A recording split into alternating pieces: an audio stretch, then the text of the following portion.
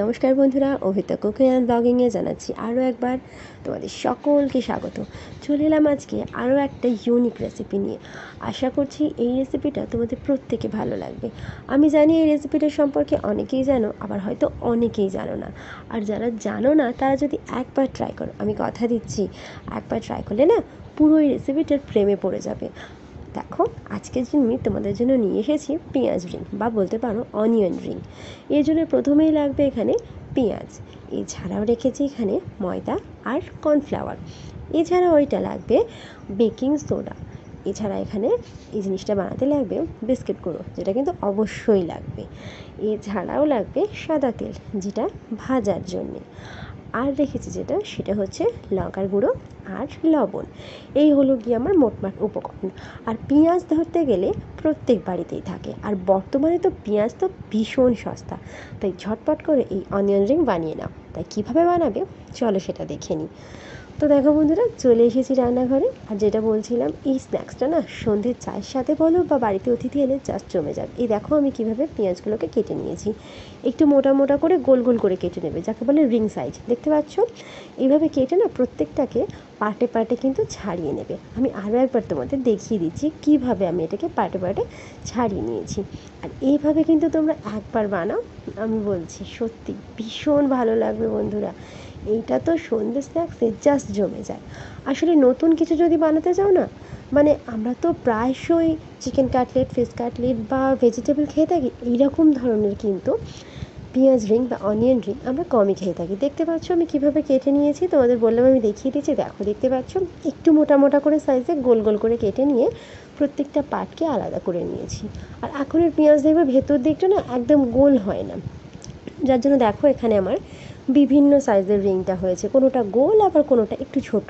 তা সে যাই হোক, এইভাবে কিন্তু তোমরা প্রত্যেকটা রিংগুলো বার করে নেবে। আর দেখো, আমি এখানে প্রায় 100 গ্রাম মতো ময়দা রেখেছি, আর রেখেছি এখানে বিস্কিট গুঁড়ো।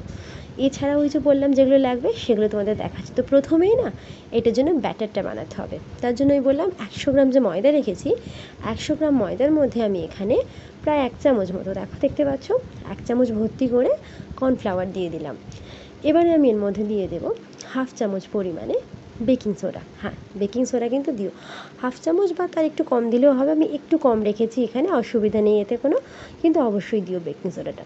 আর রেখেছি দেখো খুব সামান্য লঙ্কার গুঁড়ো। তো দেখলেই, আর যেটা দেবো সেটা হচ্ছে পরিমাণ মতো লবণ। এবারে সবটুকু দিয়ে এর মধ্যে আমি অল্প অল্প করে জল দিয়ে একটা পাতলা ব্যাটার বানিয়ে নেব। ঠিক যেমন আমরা ওই বলো না ভেজিটেবল চপের যে কোটিংটা করি না, ওই কোটিংটা করার জন্য দেখবে আমরা একটা ময়দার পাতলা ব্যাটার বানাই, ঠিক তেমন ধরনেরই কিন্তু একটা পাতলা ব্যাটার তৈরি হবে, মানে ওটাতে কোটিং করার জন্য। তো দেখো, তোমরা দেখতে পাচ্ছ ব্যাটারটা কতটা পাতলা হয়েছে। দেখো, এইভাবে কিন্তু একটা খুব সুন্দর অল্প অল্প করে জল দেবে, দিয়ে কিন্তু ব্যাটারটা তৈরি করবে। আর এই ব্যাটারটা তৈরি করার পরে দেখতে পাচ্ছ, দেখো ঠিক এরকম থিকনেস এসছে। একদম বেশি ঘন করতে যাবে না, একটু পাতলার দিকে রাখবে, মানে মাঝারি। দেখো দেখতে পাচ্ছ, উপর থেকে তুললে এইভাবে জাস্ট পড়বে। ঠিক এমন একটা পাতলা ব্যাটার করে নেওয়ার পরে যেটা করতে হবে সেটা হচ্ছে একটা করে রিং নিয়ে এই ব্যাটারের মধ্যে দিতে হবে।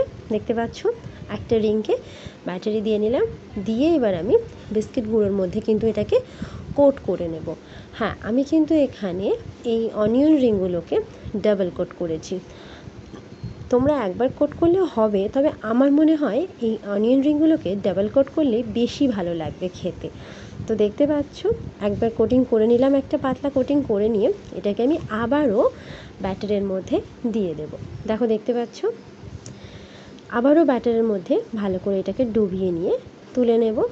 নিয়ে আরও একবার একটু হাতের সাহায্যে চেপে চেপে, মানে যতটা সম্ভব আর কি চেপে চেপে এটাকে কোটিংটা করে নিও। আর এই কোটিংটা যত সুন্দর হবে না খাওয়ার পরে, দেখতে পাচ্ছ এটা কত সুন্দর দেখতে হয়েছে, যত সুন্দর কোটিং তত সুন্দর টেস্ট হবে বন্ধুরা। তো দেখো, আরও একটা রিংকে আমি দিয়ে দিলাম একইভাবে। দেখে নাও, যেহেতু আমি ডাবল কোট করছি, প্রথমে একবার দিয়ে বিস্কিট গুঁড়োর মধ্যে দিয়ে দিচ্ছি, বিস্কিট গুঁড়ো একটা পাতলা কোটিং করে নিয়ে আরও একবার আমি ময়দার কোটিং করে নিচ্ছি। এইভাবেই কিন্তু তোমরা কোটিংগুলো করবে। আর এই ডাবল কোট করলে না এইটা জাস্ট জমে যাবে বন্ধুরা। একবার করো, যারা ট্রাই করোনি বা যারা জানো না এই অনিয়ন রিংটা সম্বন্ধে, তারা কিন্তু অবশ্যই অবশ্যই আজই ট্রাই করো, কারণ পেঁয়াজ আমাদের প্রত্যেকের বাড়িতে সব সময় আছে। আর এটা কিন্তু খেতেও বেশ সুন্দর লাগে। তো চলো এইভাবেই আমি প্রত্যেকটা রিংকে রেডি করে নিয়ে তারপর আমি তোমাদেরকে ভাজাটা দেখাচ্ছি। তো দেখো এখানে কিন্তু আমার রেডি করা চলছে, দেখতে পাচ্ছ অনেকগুলো রেডি হয়ে গিয়েছে, আরও বেশ কয়েকটা বাকি আছে, সেগুলোকেও রেডি করে নিই। আশা করছি বেশ ভালো লাগবে। আর এটা কিন্তু বেশ ক্রিস্পি হয়, একদম মুচমুচে যাকে বলে। কারণ আমরা জানি যে কোনো ভাজার মধ্যে এইরকম বিস্কিটগুলো যদি দিয়ে ভাজা যায়, মানে যে কোনো ধরনের এমন ধরনের ভেজিটেবল চপ বলো বা কাটলেট বলো, সেটা কিন্তু বেশ সুন্দর খেতে হয়। তো দেখো তোমাদের সাথে কথা বলতে বলতে কিন্তু আমার এখানে কিন্তু রিংগুলো রেডি করা হয়ে গিয়েছে। আর দেখো আমি কিন্তু কড়াই বসিয়ে কড়াইয়ের মধ্যে সাদা তেলটাও গরম করতে দিয়ে দিয়েছি। তেলটা গরম হয়ে গেছে, এবার একে একে কিন্তু আমি রিংগুলো এর মধ্যে ছেড়ে দিচ্ছি। দেখতে পাচ্ছ, অবশ্যই ডিপ ফ্রাই করবে আর একটু টাইম নিয়ে করো। হ্যাঁ, একদম গ্যাসটা জোরে রাখবে না, একটু নর্মালে রাখবে। প্রথম দেখো আমি একটু তেলটা হিট করে নিয়েছি, এরপরে গ্যাসের ফ্লেমটাকে কিন্তু আমি কমিয়ে দিয়েছিলাম। এরপর কমিয়ে দিয়ে কিছুক্ষণ রাখার পরে আবার গ্যাসটা ফ্লেমটা বাড়িয়ে দিয়েছি। দেখতে পাচ্ছ তোমরা, একটু টাইম নিয়ে করলে না ভেতর থেকে জিনিসটা মুচমুচে খেতে হয়, আর যার জন্যে জিনিসটা খেতেও খুব টেস্টি হয়। তো দেখো এক পিঠ আমার প্রায় হয়ে গেছে, উল্টে পাল্টে দিয়েছি, আরেক পিঠে চলছে। তো দেখো চলো আরেকবার উল্টে দিই। এইভাবে কিন্তু প্রত্যেকটা পিঠ, মানে এপিঠ ওপিঠ দুপিঠ লাল লাল করে ভেজে নেবে। আর ভেজে নেওয়ার পরেই না, যদি গরম গরম চায়ের সাথে এটা একবার সার্ভ করো, আমি কথা দিচ্ছি বন্ধুরা, কাড়াকাড়ি পড়ে যাবে বাড়িতে। হ্যাঁ, দেখতে পাচ্ছ এক পিঠ আমি কিন্তু বেশ, মানে ঠিক লাল বলবো না, একটু গোল্ডেন কালারের ভেজে নিয়েছি। দেখতে পাচ্ছ ঠিক এমন গোল্ডেন কালার কিন্তু আসবে।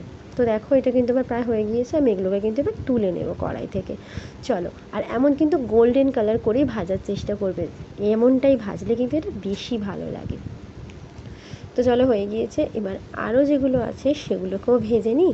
আর সেগুলোকে ভাজা হয়ে গেলে তারপরে তোমাদের আমি পুরো জিনিসটা দেখাচ্ছি এটা কত সুন্দর দেখতে হয়েছে। দেখতে পাচ্ছ, আর রিং মানেই তো বুঝতেই পারছো কত সুন্দর গোল গোল দেখতে হয়েছে, দেখছো? এইভাবে কিন্তু বানাও বন্ধুরা, দেখো ভালো লাগছে। এইগুলোকে চলো এপিট ওপিট করে ঝটপট ভেজে নিই। আর ভেজে নিয়ে তারপর আমি তোমাদের দেখাচ্ছি জিনিসটা কত সুন্দর দেখতে হলো আর খেতে কেমন হলো। তো দেখো এক পিঠ কিন্তু হয়ে গিয়েছে, আর এক পিঠ উল্টে দিয়েছি। তো চলো এগুলো নামিয়ে নিয়ে তারপর আমি ফিরে আসছি। তো দেখো বন্ধুরা, তৈরি হয়ে গিয়েছে আমার পেঁয়াজের রিং বা অনিয়ন রিং যাই বলো, তোমরাও বাড়িতে একইভাবে বানিয়ে দেখো, ট্রাই করো।